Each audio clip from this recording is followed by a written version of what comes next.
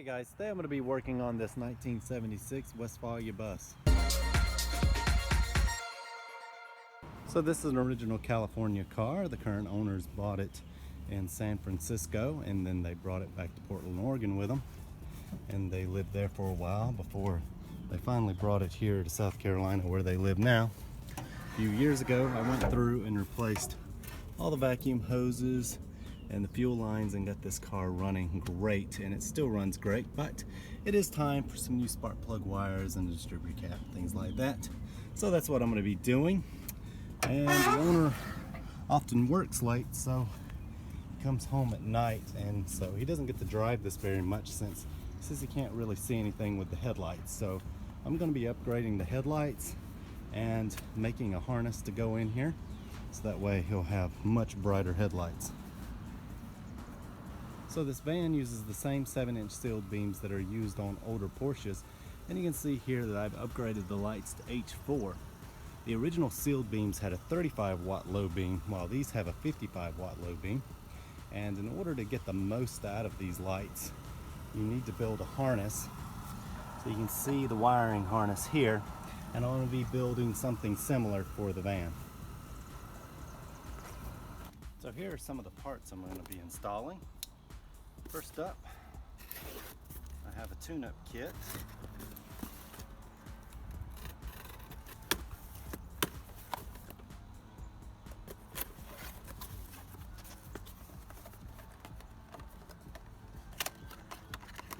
So in this I have the distributor cap.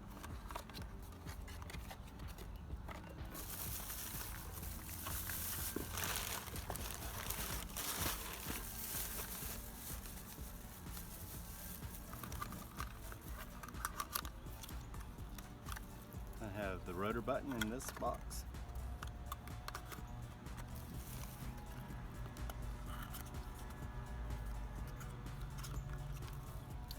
New points.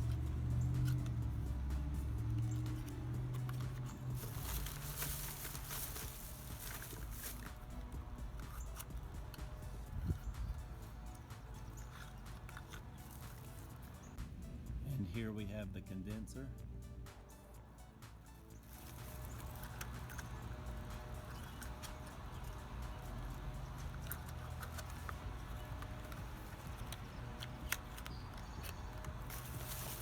And then I have all new Bosch spark plugs.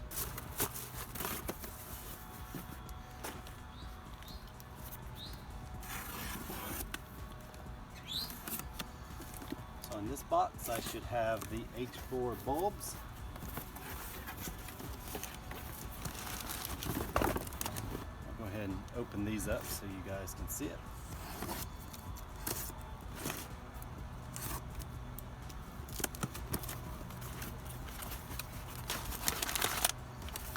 So here's the new bulb. So instead of having to replace the entire headlight, all you have to do is replace the bulb like you do on modern cars. And here is the housing.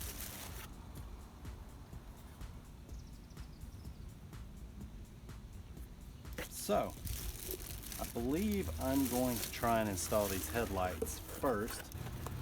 So over in this bag I have everything to build a headlight harness. First of all, I have an 8-gauge wire, and this is going to run from the engine compartment all the way up to the headlights to power them. Then I have some nylon braided sleeve here. It's going to go over the wires. And I have some marine heat shrink.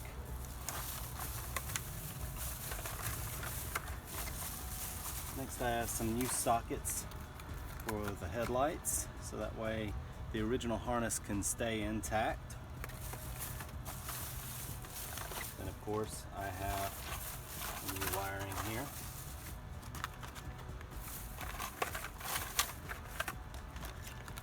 So I have white, yellow, and black, and then a little bit of red.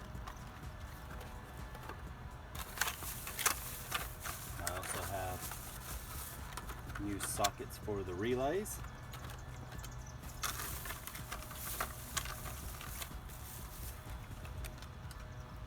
Then I have new relays.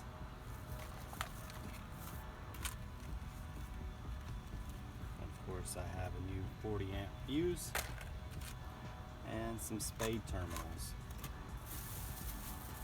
So I was unpacking some of the parts when suddenly the sky opened up. It's been raining on and off like this for the past week, and there's been a few landslides up the road, but hopefully it'll slack off a little bit later and I can get something done. Alright, so it just finished pouring rain again, so I've got to get this done as soon as possible since I don't have a lot of time to work on this van, and you can see there's a bunch of patio furniture in front of the shop there, so I don't really have the option of putting the van in there. So I figured tonight I would go ahead and start working on the headlight harness, because if I have any time tomorrow I need to spend that doing the tune-up. So that's what I'm going to do. I'll go ahead and get everything out and measured, and then I'll try and get as much done to the headlight harness as I can tonight. So alright, I have one of the sealed beam housings out now, and you can see my wiring here. I have white for low beam, yellow for high beam, and brown for the common ground. So before I remove this other headlight, I thought I'd get some footage of it. I don't know if you can see that in the video, but it is very dim and very yellow. So we'll see if we can really tell any difference with the new lights once I get those installed. So alright guys, I worked well into the night to try and complete the headlight harness. I did want to show everything on camera, but I'm really pressed for time here. So I figured at least I would get the headlights working, because the engine runs fine, so I can always come back and tune it up another day, but I can't leave it without any headlights. So here is the headlight harness on the inside here, and I'll also show you that I left the stock harness completely intact, and there's a reason for that. If someone ever comes along and says that this here ruins the value of the car, well, it can always go right back to stock. But anyway, this is a slightly modified version of the harness that I always build for the Porsches, and there's two reasons why I did it differently. One, of course, is that you almost have to, since it's in a different car, and the other is that normally I use 140 amp fuse here, but I didn't get the fuse holder in enough time, and I didn't notice it until I was assembling it, so I went and picked up two individual fuses like this, and I actually had been thinking about going to this design for a while now, because should that 40 amp fuse blow, then you don't have high beams or low beams, but in this case here, at least you'll have one or the other. So I actually think this is a better design that I'll probably use for now on. But anyway, I still need to run the 8-gauge wire to the rear here, and I thought I would save that for today, but that's pretty much the only thing that I have to do, and then I can put all this back together and put the headlights in. And then once that's done, I should have plenty of time today to get around to doing the tune-up.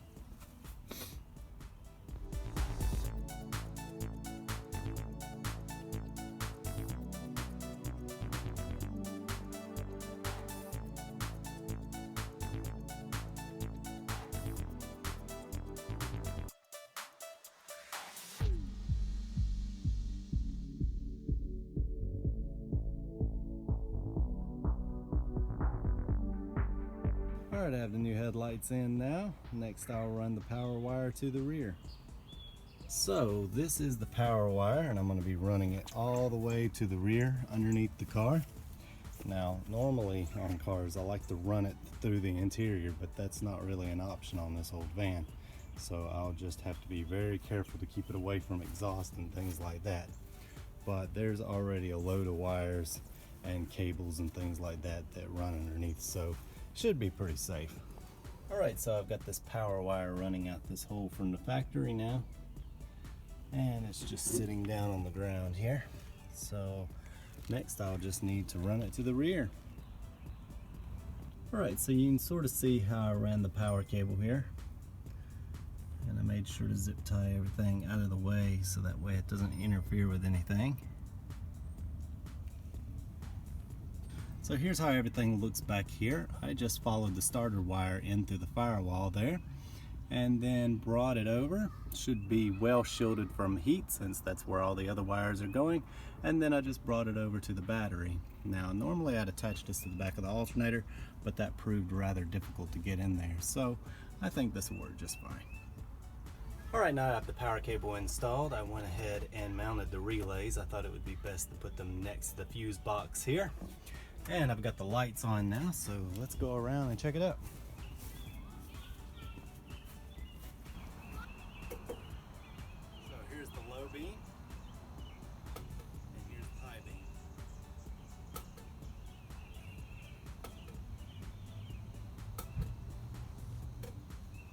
So even though I worked late last night, I'm just now finishing up the headlights, so that means I need to blaze through this tune-up.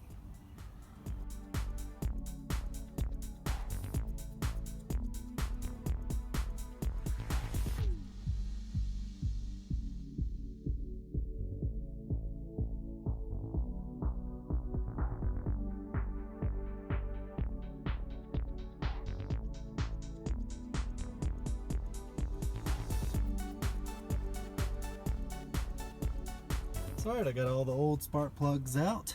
Everything looks pretty good. And I also have all the new ones in.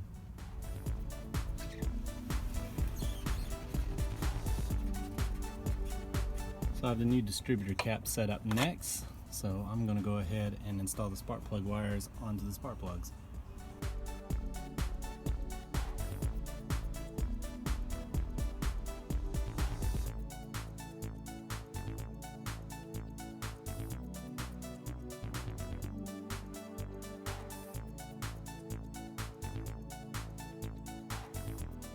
So alright, next I'm going to change out the points and condenser here.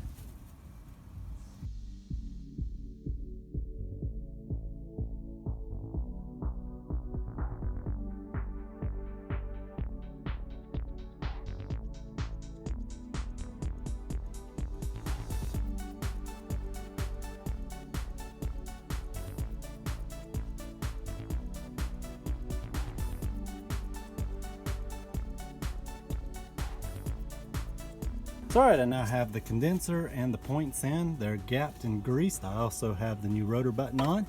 So I'll go ahead and put the distributor on and the new air filter. Alright, here's the new air filter. Hopefully I can get this in before it starts raining. Alright, the new air filter's in. Next I just need to clean up and I'll be done. Alright, so I've got everything cleaned up now. I'll show you the relays with everything installed. And I'll go around here and show you all the things I replaced. So first of all, we replaced the headlights, and we replaced the spark plug wires and the distributor cap. Also replaced the rotor button, replaced all the spark plugs, replaced the points, replaced the condenser, and replaced the air filter. So it just started pouring rain again, and luckily I finished just in time. I haven't had a chance to start it up yet, but when it slacks off a little bit, I'll go out there and try and drive it. Alright, so it just quit raining, and I thought now would be the perfect time to take it for a ride and test out the headlights.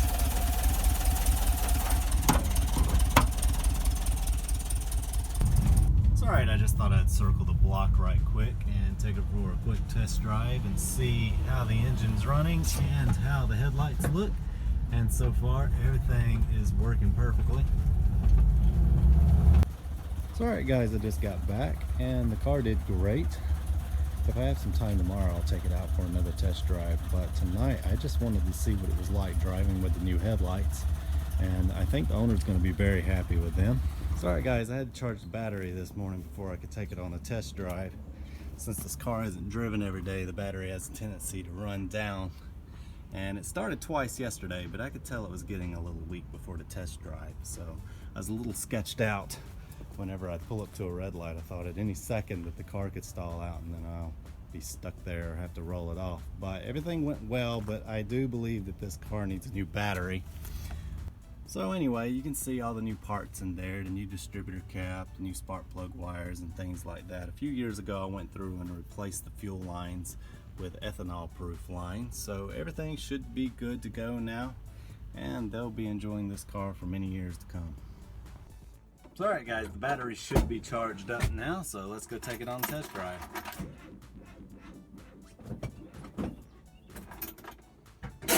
Alright, so I've actually got an interesting situation here. The charger kicked off and it was reading that it had 12.6 volts. So I took the charger off and went around to start the car, and the battery still acted dead. So I got my multimeter out and I checked it with that, and it said that it was still at 12.4 volts.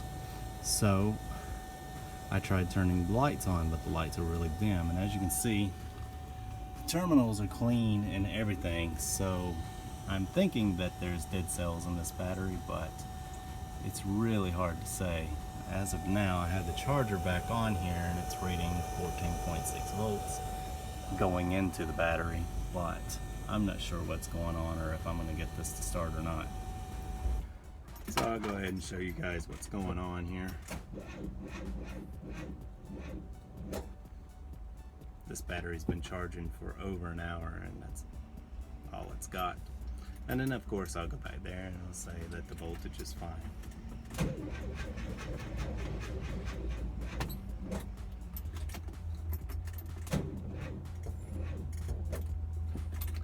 So it doesn't look like we're gonna get a test drive today. Alright, I went ahead and let the battery charge a few hours while I did other things. Now, if it starts up, I'm just gonna go right around the corner and get a brand new battery. If it doesn't, then I'm still gonna take it and get a new battery.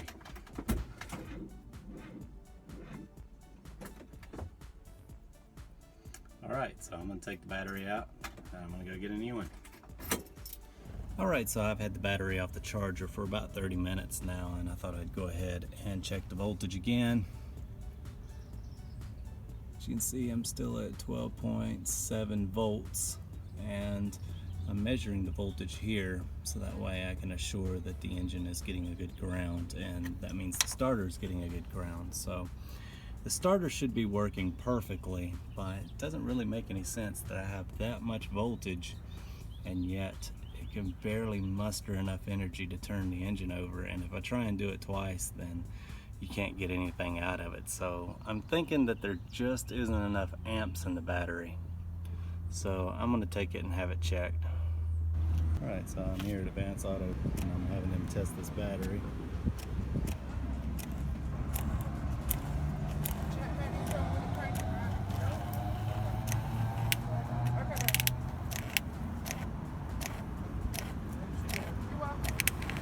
Replace battery. 12.6 volts, but only 128 co-cranking amps. That would explain it. Just start your lawnmower, that's about it. That's what I figured was going on. Thank you, sir. All right, enough messing around with this thing. I've got a brand new battery here and I'm ready to go for a test drive. So all right guys, the morning has turned to afternoon and I am no longer freshly showered, but we're finally going to go on our test drive.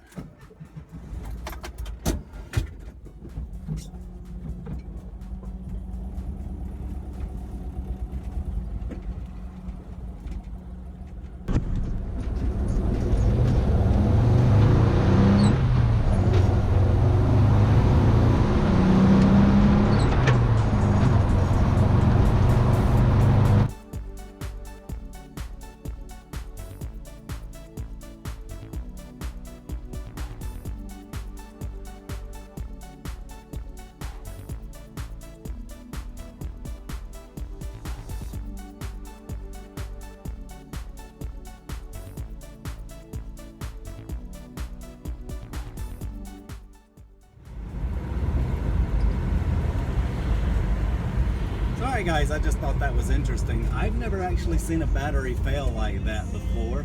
So I had plenty of voltage, but I had no cranking amps whatsoever. And I didn't even know if batteries could fail like that. But that's the only thing that I could think of. And I put that into Google search before going up there. And there was just a lot of threads, people telling people that it's probably their starter or their wiring and things like that. And I'm pretty much knew that wasn't the case with this car. But I went ahead and loaded it up and had them test it. And the guy that worked there said that he sees these kind of things all the time. So that was sort of refreshing, but at the same time, I always hate replacing a battery. But it was good that it was something simple, but it's also good to know that. So batteries apparently can fail with plenty of voltage but no amps. And I don't personally have anything or any way of telling how many amps the battery has in it. So just something to keep in mind. But anyway, guys, I hope you guys enjoyed it, and I'm going to take this car back to the house. But be sure to like and subscribe. I upload videos like this every week. Also, come join us on Facebook. I'll put a link in the description below. I also want to thank everyone who supports me on Patreon, since these videos wouldn't be possible without you. But anyway, I'm almost back to the house. I hope you enjoyed it, and we'll see you next time.